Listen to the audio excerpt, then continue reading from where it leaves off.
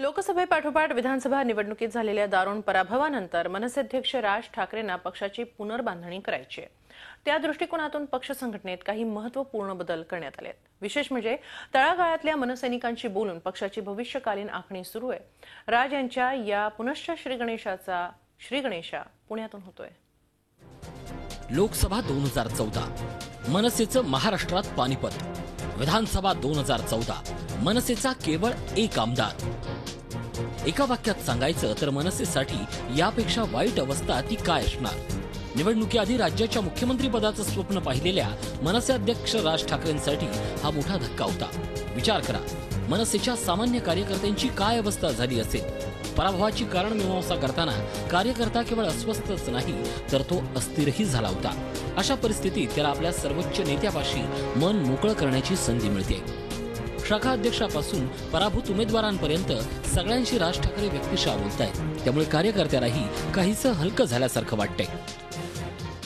साहेब बोलत असतात, आम्ही ऐकत असतो, पण आज साहेब फक्त आमचं आणि आमचंच गाणं ऐकण्यासाठी आले होते आणि त्यांनी आमच्या सर्व तक्रारी, आमच्या काही जे काही सजेशन असेल, काही त्यांनी सांगितले तुम्हाला काय वाटतंय पक्षाबद्दल आणि तुमचं काय मत आहे पक्षाबद्दल, ते त्यांनी आमच्याकडून ऐकून घेतलं। आज फक्त ऐकून घेतलं आणि ते आता ठरवणार आहेत की काय करायचं। मी फक्त ऐकून घेतलेलं आहे, आमच्या काय समस्या आहेत, काय अडचणी आहेत, त्या त्रुटींचं निवारण करून ते नक्कीच त्याच्यामध्ये काहीतरी फेरबदल करून एक आराखडा तयार करतील। अजून यामध्ये काय काय चेंजेस हवे आहेत।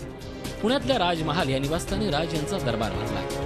निवडणुकीमध्ये आपण कुठे कमी पडलो याचा शोध राज ठाकरे घेत आहेत। पक्षांतर्गत गटबाजीपासून पाडापाडीच्या राजकारणाचा हिशेब ते तपासतायत। त्यातून जे काही निष्कर्ष बाहेर पडतील त्यानुसार पक्षाला कोण हवं आणि कोण नको याची मांडणी ते करणार आहेत। अनेक गोष्टी साचत जातात पक्ष संघटना आणि अनेक गोष्टींमध्ये, त्याच्यामुळे त्या गोष्टी जरा सगळ्या बाजूला करून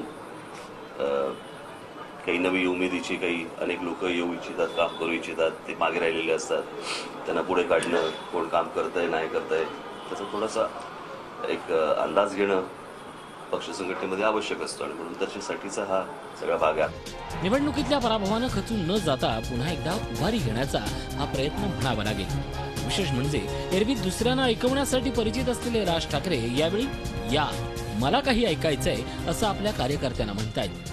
पुण्यातल्या 5 दिवसाच्या मुक्कामानंतर औरंगाबाद, नाशिक, कोकण अशा सर्व भागात राज यांचा दौरा होणार आहे।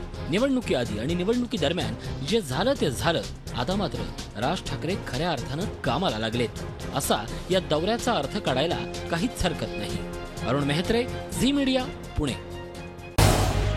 झी 24 तास रहा एक पाऊल पुढे।